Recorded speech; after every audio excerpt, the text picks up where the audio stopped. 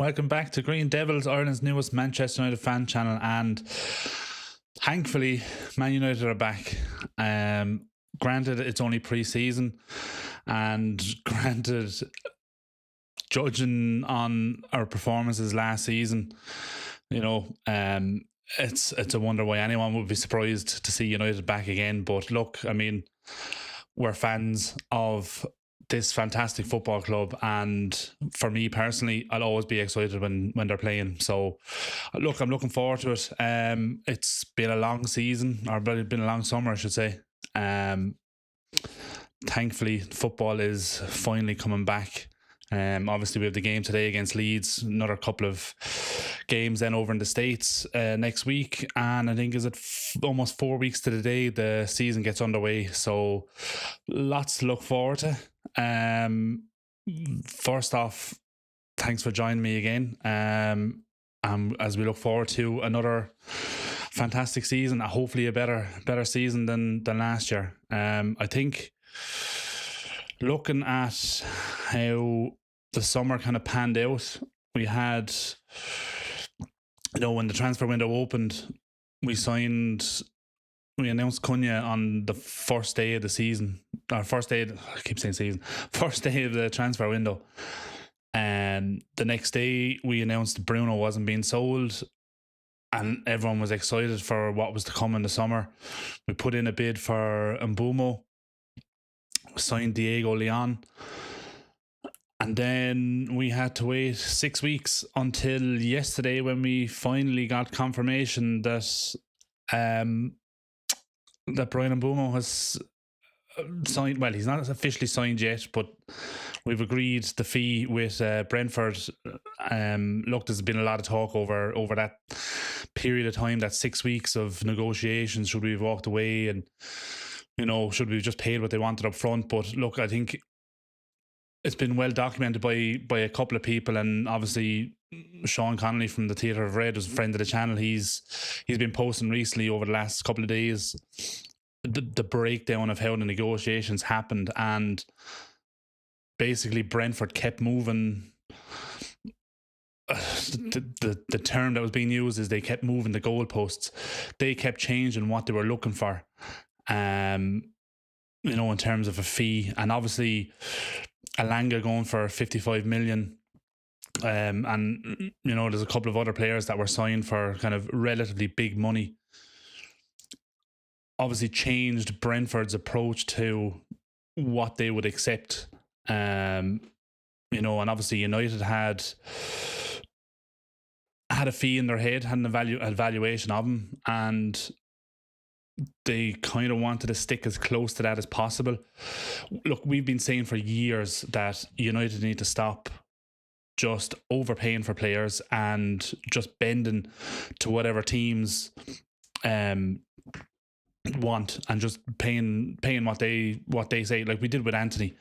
Ajax turned around and said we want 85 million pound, 90 million euro, whatever it was at the time for it, and United just turned around and said, yeah, okay. Whereas now we're trying to move away from that. We're trying to move away from overpaying for players, and a lot of fans kept saying, just pay it, and it's only a couple of million, it's only 2 million. As I've been saying a couple of different occasions, is like, it might be an extra 2.5 million for this deal.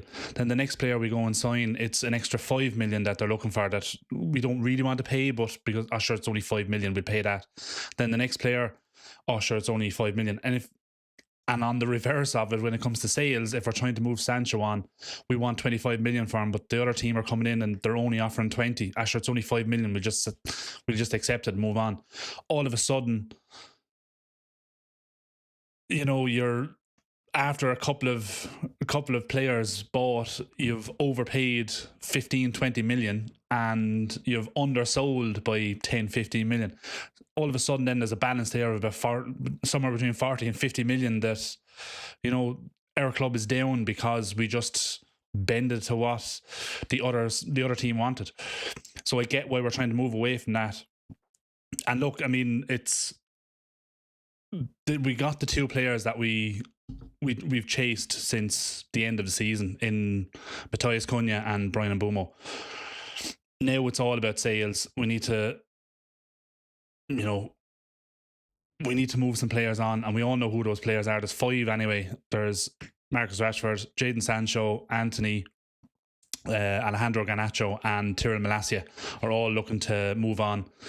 They've all been training separately from the squad for the past few weeks, and it's a case of moving them on now, and getting as much as we can for them. So then we can go and chase our number 9. We can get another midfielder, perhaps maybe a defender, and maybe even a goalkeeper. A lot of rumours over the last few weeks between different players. Emi Martinez, a couple of young goalkeepers as well, we're looking to be interested in, but I can't see any deals happening now until we sell some players. But look, we got the main part of our business done. Spent 127 million on 2 number 10s that will completely transform our attacking threat. We scored 45 goals last season, which is nowhere near good enough for Man United. Mbumo scored 20 goals last season. I think Cunha scored 16, 17 goals in the league last season. I know there's no guarantee that they're going to get those numbers in in a United jersey, but if they even get half of that, it's more than what Garnacho and Anthony offered us in those positions. So it's definitely a massive upgrade. I know it's a lot of money, but our forward line is where we need to improve the most. So thankfully we've got that business done. Looks like Mbumo is having his medical today, and all going well, he should be on the plane on Tuesday going to the US as part of the tour, and he should have a good bit of time then with the squad over the next couple of weeks, ready to go, then hit the ground running when the season starts in just about 4 weeks. But look, let me know, give us your thoughts in the chat. There's a couple of people in there already. Flashburn52, good to see Cheeto starting up front. Yeah, we'll get into that in just a second now. I have the lineup there ready to go for today's game. Santa Notch is in the chat. Happy new pre-season to all those who celebrate. Good to see you in the chat, Notch. But yeah, on that, so we'll go look at so this is the starting 11 for Man United for today's game. So it's actually pretty strong lineup. Given it's the first pre-season game, but look, like most of these pre-season games, they'll get 45 and it'll be a completely different starting 11. But look, let's get into it anyway. On goal, obviously, we've Bayindir. We heard the news Onana injured his hamstring last week in early training. One of his first training sessions back, I think he's a doubt for the start of the season. He's probably more than likely going to miss the entire.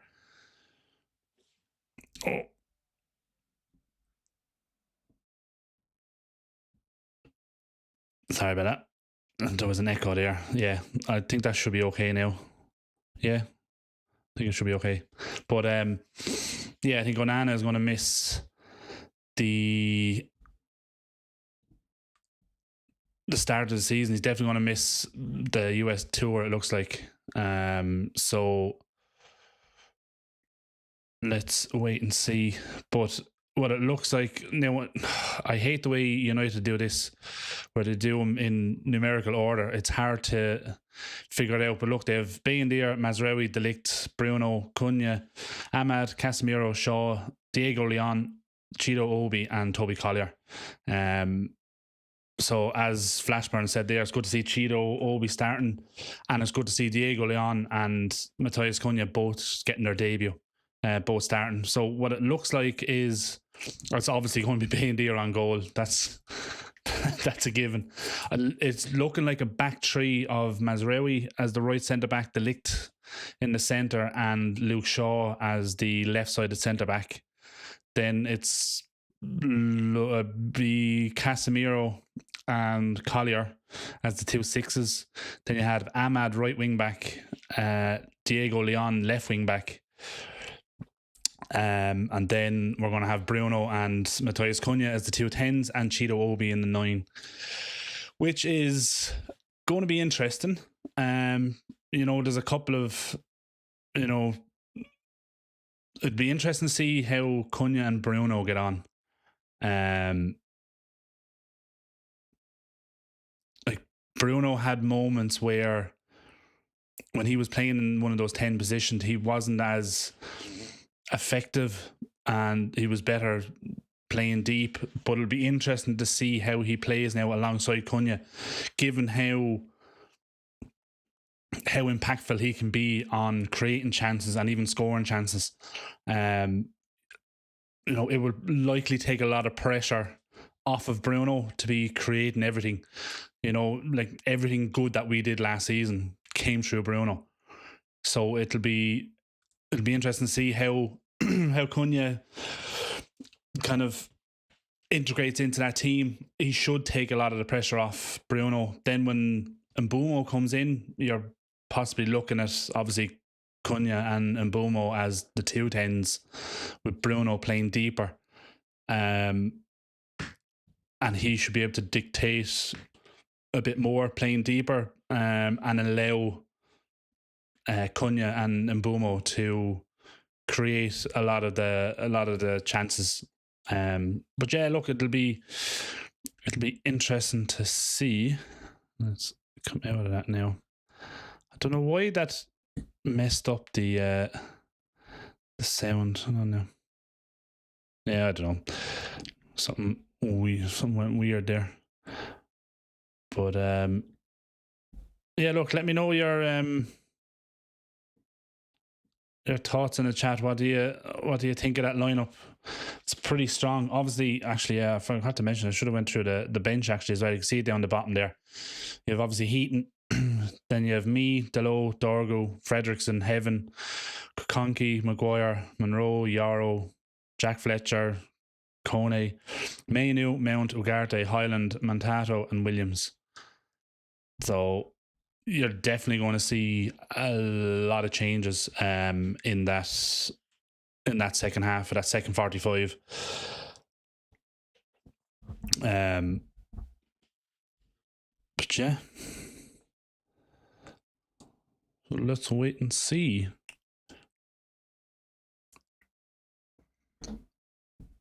But yeah, how's everyone's summer been? Hope everyone enjoyed whatever you did. Enjoyed the good weather. We had a couple of heat waves there during the summer here in Ireland. So we had a good few days there where it was incredibly hot. A few people got roasted.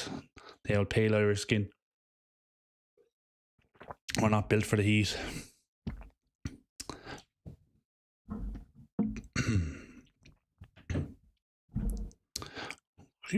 I'm just seeing there that kickoff has been delayed for some reason.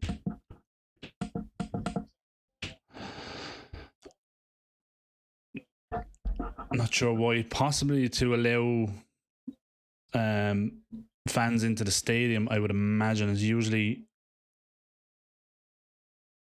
why. And the United players now out warming up on the pitch. It looks like a nice stadium. Should be interesting to see.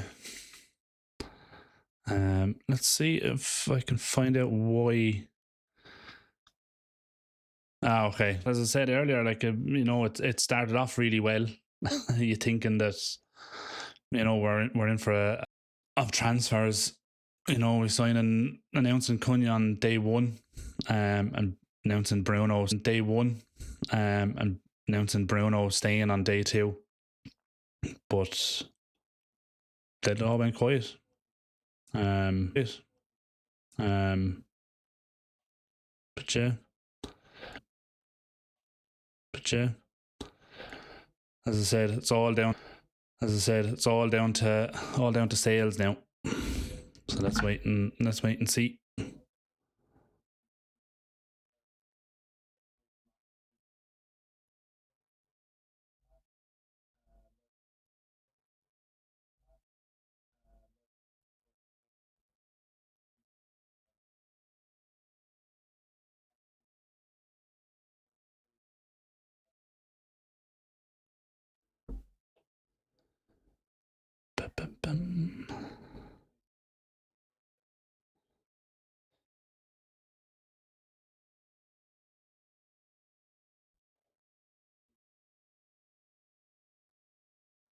Okay, so the Leeds team bus arrived late. Okay, so the Leeds team bus arrived late because of the heavy traffic. That's why the kickoff's been delayed 10 minutes. So I have to give them. That's obviously going to affect fans getting into this. That's obviously going to affect fans getting into the stadium as well.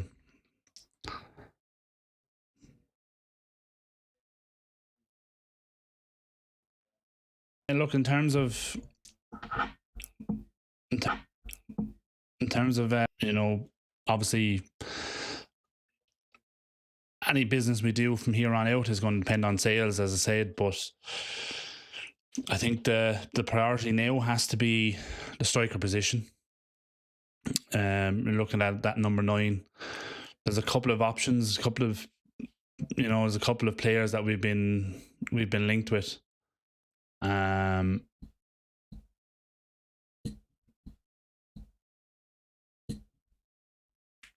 Some have been massively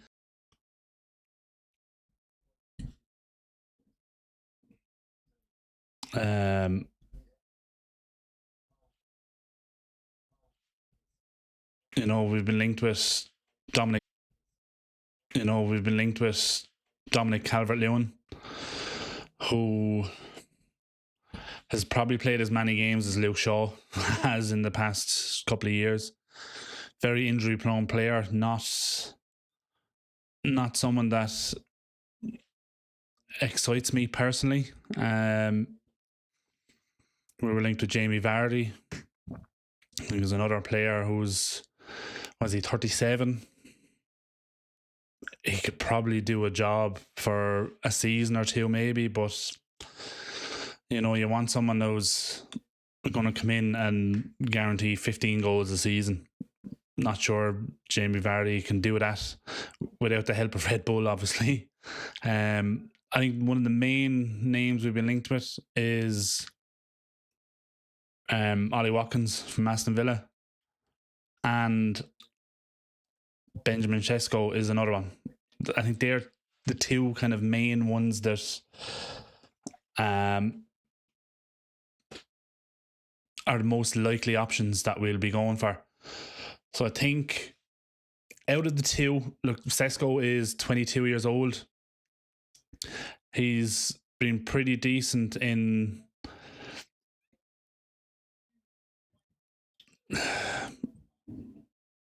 he's scored plenty as well, but again, he's still only 22. He's another young player that would be, I think, a big gamble coming to the Premier League. And then you have Ollie Watkins, obviously, at Aston Villa, who's been